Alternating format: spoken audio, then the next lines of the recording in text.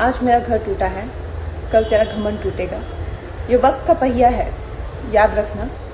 दोस्तों, कंगना रनावत एक ऐसा नाम है जो किसी परिचय का मोहताज बिल्कुल भी नहीं है। अपनी दमदार एक्टिंग के दम पे फिल्म इंडस्ट्री में अपना सिक्का जमा चुकी कंगना को कंट्रोवर्सी क्वीन भी कहा जाता है, जिसकी वजह है कंगना का बिंदास अंदाज।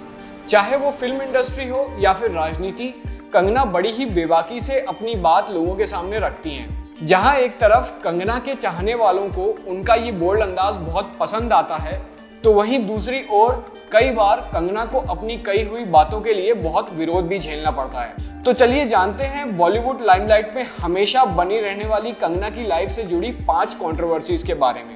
इसमें सबसे पहला किस्सा हम आपको बताएंगे कंगना और करण जौहर के बीच के विवाद का। कंगना और करण जौहर के बीच एक ज़बानी टकराव शुरू हुआ था साल 2010 में, जब कॉफी विद करण सीजन 2 में कंगना पहुंची थी। इस शो में करण ने उनसे प्लास्टिक सर्जरी के बारे में कुछ सवाल पूछ लिए थे और कंगना के जवाब देने के तरीके से ये सबको समझ में आ गया कि वो इस सवाल से बहुत ज्यादा अनकंफर्टेबल हो गई थी। इन दोनों के बीच चल रही ये जुबानी जंग ने तब और रफ्तार पकड़ ली जब कॉफी विद करण के सीजन 5 में कंगना फिर से एक बार पहुंची।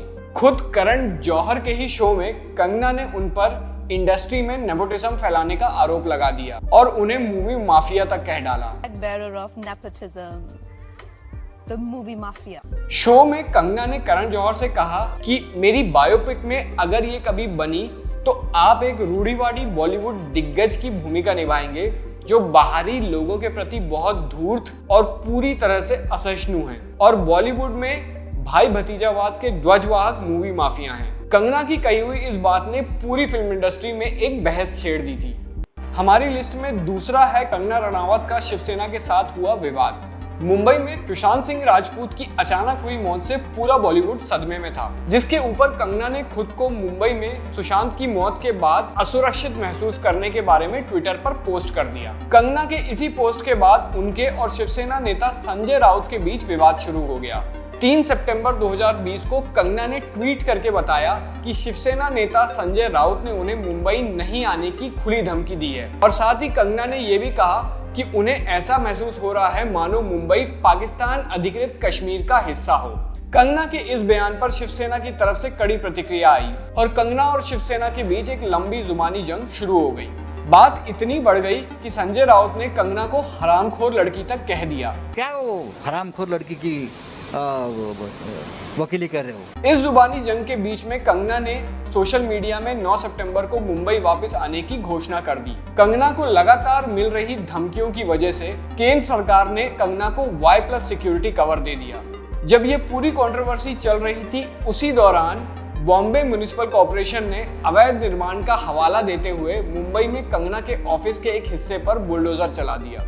हमारी लिस्ट में तीसरा किस्सा है कंगना का देश की आजादी पर दिया गया बयान। कंगना एक बार फिर विवादों के घेरे में तब आई जब उन्होंने पद्मश्री पुरस्कार मिलने के ठीक एक दिन बाद एक इंटरव्यू में ये कह दिया कि 1947 में देश को आजादी भीख में मिली थी और देश को असली आजादी मिली है 2014 में, जब नरेंद्र मोदी जी की सरकार सत्ता में आई। उनके इस बयान ने पूरे देश में बवाल मचा दिया और उनके घर के बाहर खूब विरोध प्रदर्शन होने लगे। हमारे फ्रीडम फाइटर्स की वीरता और बलिदान को ठेस पहुंचाने वाले उनसे बयान के लिए उन्हें माफी मांगने के लिए कहा गया और ये भी मांग हुई कि उन्हें दिया गया पद्मश्री वापस ले लिया जाए।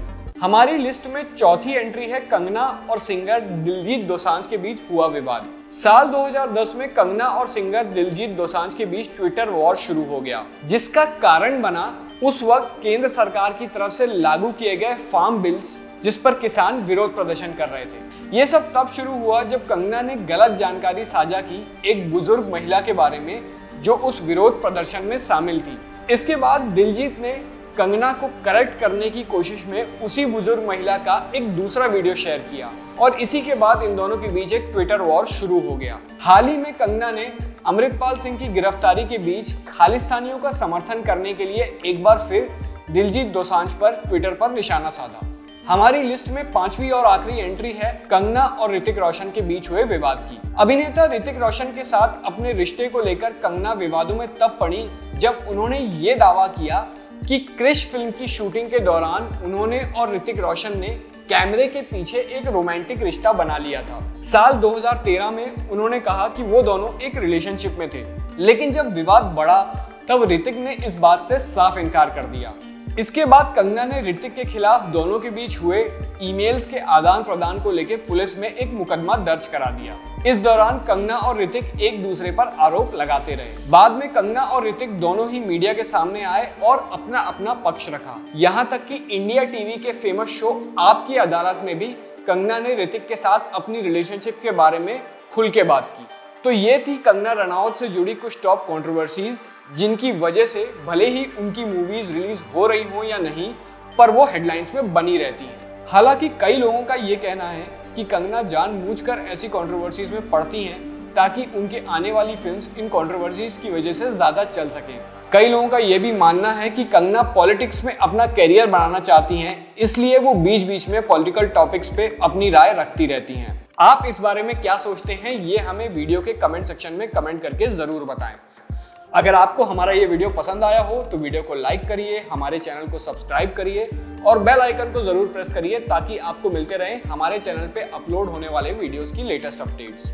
अब मिलते हैं अगले वीडियो में, तब तक के लिए खुश रहिए, सेफ रहिए और कंट्रोवर्सी से दूर रहिए।